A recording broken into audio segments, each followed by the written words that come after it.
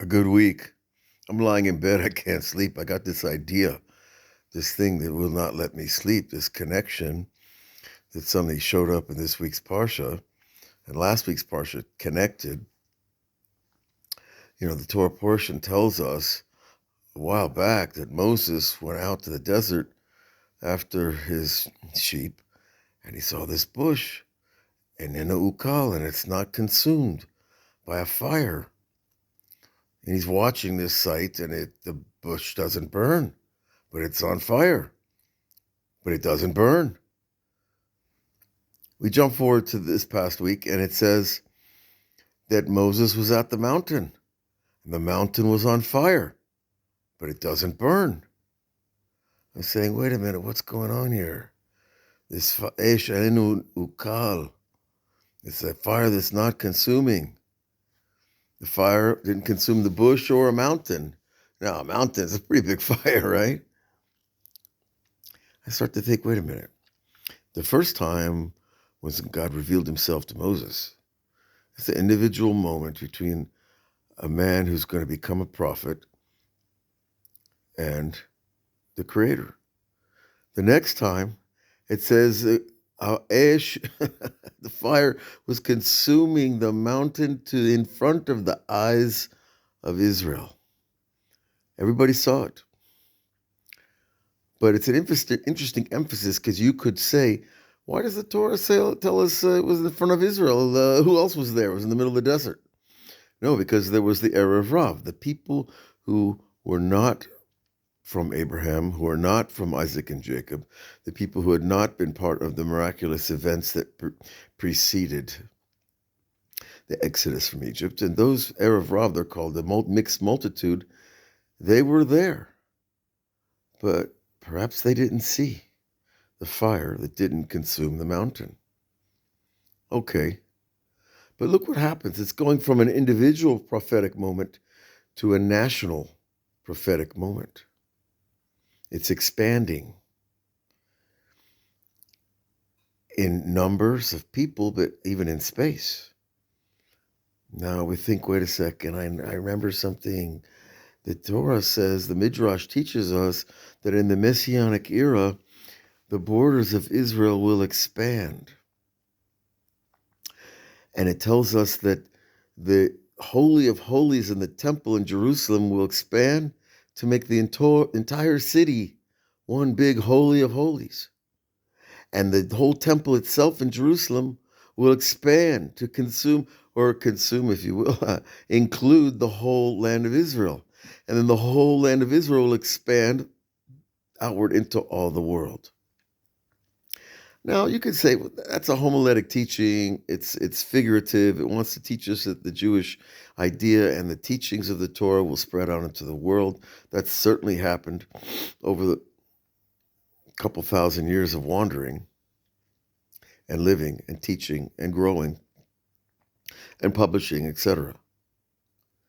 But here we're talking about a messianic vision of the expansion of a prophetic moment from the individual to the nation. And guess what the next expansion will be? Perhaps the entire world. And that's the Messianic age when it hits big. And the rabbis teach that the glory of Hashem will be revealed to the entire world. It says that kings will come to Jerusalem to see the light in the middle of the night. It says that people will grab onto a Jew and beg them to teach Torah. Doesn't sound like what's going on in the streets right now. They're grabbing Jews, not for Torah. And I shouldn't be laughing, but it's not funny. But what happened, I heard this story this day about a yeshiva on October 7th in a place called Tifrach. It's a small town about 20-something kilometers, 12 or so miles from the Gaza fences that were all broken down in 52 places. How'd that happen so easily? Well, afterwards we found out that the little tiny bombs were placed along the fence. They used to come out there and protest on Friday. They weren't just there to protest. little bumps opened along the fence, and one of them opened the fence, and people went out of the gate that they had made, torn with, and four-wheel drives, and they went to this yeshiva in Tifrach, where there are 800 students, 800 young male students learning Torah in the desert, in quiet, not bothering anybody. And these terrorists showed up on October 7th, and they had a list of when the boys prayed all together. See, it's that all together thing they're looking for. And all of this information is coming from the interrogation of captured terrorists after.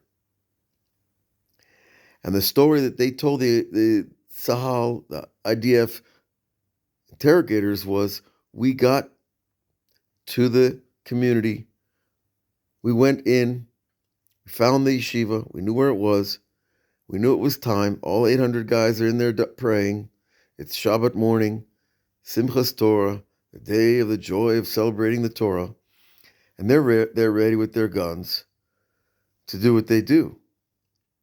And what does the lead terrorist tells the interrogator? The whole building was on fire. The whole building was on fire, so we figured, well, we don't need to attack this building. They're already done. The work's over. And they just left. And the yeshiva was not burnt. The fire did not consume that yeshiva, just like the fire didn't consume the mountain and the fire didn't consume the bush. So you see, there is a spiritual fire that gets revealed at very special times. And obviously this was one of those times, because those psychopathic killers, they didn't drive all the way there for breakfast, and they went away. And then, thank God, they were captured, and they gave their report. And what does that teach us? That God does protect the Jewish people, especially those who are engaged in the learning of Torah, the teaching of Torah, and also who are doing mitzvot at the right time in the right place. Shomer to Shabbat, Shabbat Shomro. The one who guards Shabbat, Shabbat will guard him. And all those young men were saved by an invisible fire, a fire that they saw. Now take it to another step. Look at the greatness of God, that he could take the highest metaphysical moment almost that a human being can have, seeing God's fire on a bush and not consuming it, or on a mountaintop and not burning anything. He brought that experience down to the lowest, evilest people on this planet. They had a vision. They had a vision of what God wanted to show them, of that yeshiva on fire. But it wasn't on a physical fire. It was a spiritual fire. And they left it alone, and the boys were saved. So if God can give his highest spiritual experience to the greatest prophet who ever lived, to the lowest scoundrels, the lowest, I could think of 20 different words. I'd probably better not go into that list. For those terrorists, those murderers, those hatchet men, they had the same experience that Moses did when he saw the bush. They saw a synagogue. Looked like it was on fire, but it wasn't. How great is God?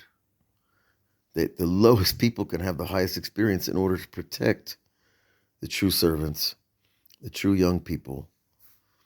They're not bothering anybody, and they're not doing anything, and they're not invading territories, and they're not taking women, and they're not, you know what they did on that day. I don't know if all of you do know. Well, I'm not going to say it, because it's too disgusting to repeat. People in the 21st century don't need to be at that level of barbaric reality. But nonetheless, this little talk is not about them. It's about our Creator. It's about the greatness of the Jewish people, about the the awesome experience of one God that's inside you. And if you haven't found him, it's time to look. It's time to ask. It's time to, when you don't know somebody, but you see them on the street, you call out, hey, hey, God, are you there? Are you real? I don't want to be a fool. I don't want to believe in something that's not true. But if you're true, show me. Show me what you got. I'm ready. I'm yours. And it works. And he will show. And then it's up to us with our free choice to choose the right path to save our lives, to save our families, to save our communities, maybe your towns, maybe your cities, maybe your country, wherever you are, wherever this reaches. You got to know the world is in trouble, not from nuclear bombs. The world is in trouble from global jihad. And global jihad is a Trojan horse. It's high. These people are expert actors. Have you seen the pictures? They're putting on fake blood to be photographed as if they got attacked by Israeli soldiers. They're Hollywood, but they're a lot meaner than Hollywood. So, attached to the Jewish people, attached to the Torah, whether you're Jewish or not, there's a place for every believer in the heart of God. And that place is waiting for you to let God into your heart, and you will be in his heart forever. God bless you all. Have a great week. Don't listen to too much news. I got to tell myself that every day when I flip on the next the next sortie, the next mission. But we got to pray for these people. They're giving their lives to us to be here. So we got to be there for them. God bless you all. Shavua Tov.